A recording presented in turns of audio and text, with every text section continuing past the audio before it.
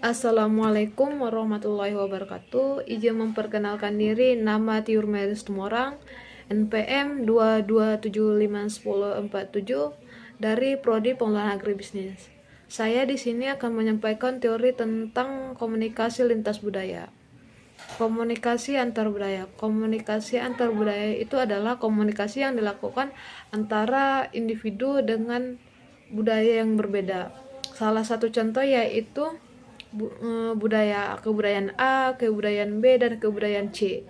Hal itu bisa terjadi dalam satu bangsa atau antar bangsa.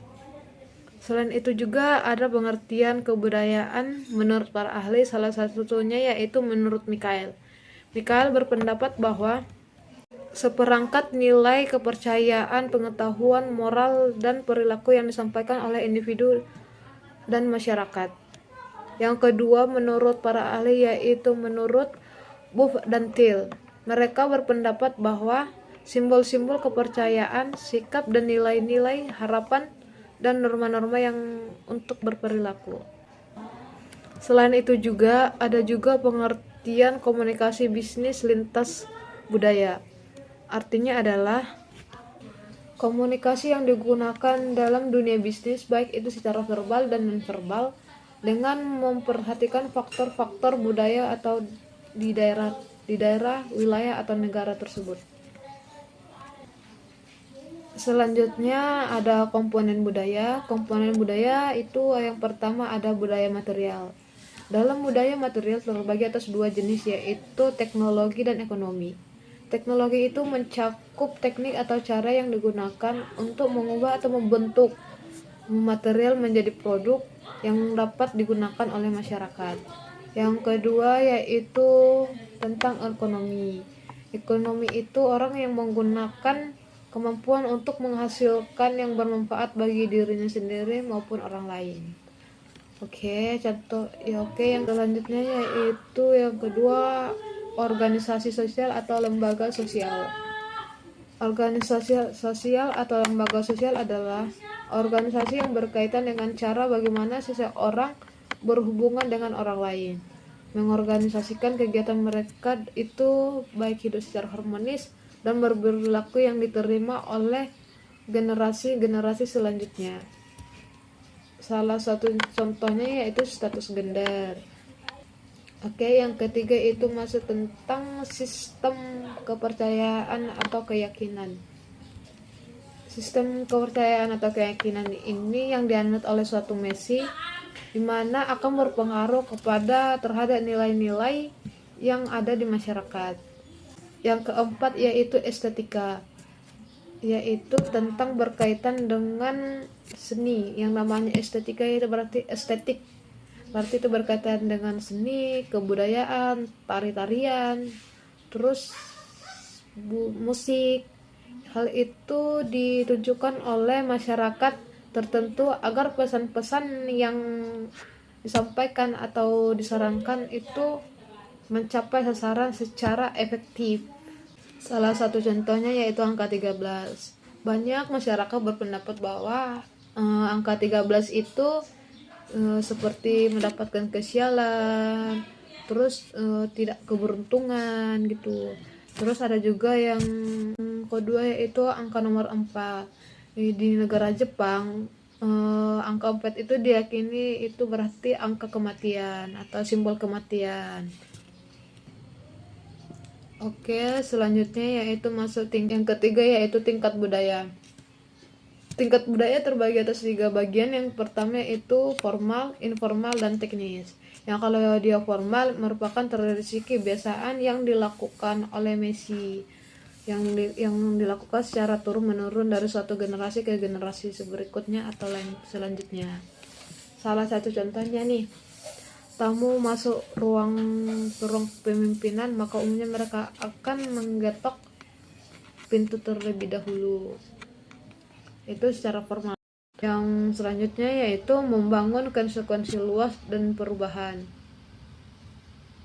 Yang kedua yaitu membangun konsekuensi luas untuk perubahan. Dalam hal ini membangun konsekuensi itu bukan hanya sekedar kompromi, dalam rapat gitu, tetapi melainkan memberikan kesempatan untuk berbagi pandangan yang berbeda agar tubuh menjadi proses dan tidak titik awal membangun budaya baru. Yang ketiga yaitu menghilangkan bias atau hambatan atau proses perubahan. Salah satu tanggung jawab pemimpin dalam sebuah perubahan itu atau proses perubahan yaitu harus memperhatikan bias atau hambatan yang mungkin membawa pembangunan budaya menuju arah yang lain. Yang selanjutnya yaitu strategi perubahan sendiri.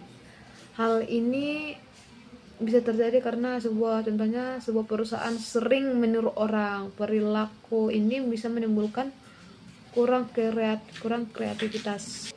Dalam hal ini juga bisa untuk siklus perubahan tersendiri. Sampai di sini bisa saya sampaikan. Jika ada kesalahan dan kekurangan, saya minta maaf.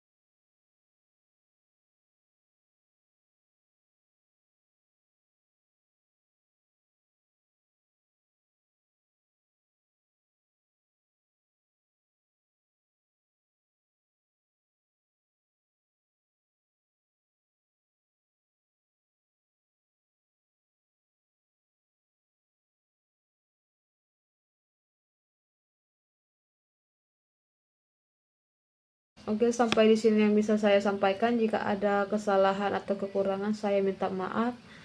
Wassalamualaikum warahmatullahi wabarakatuh.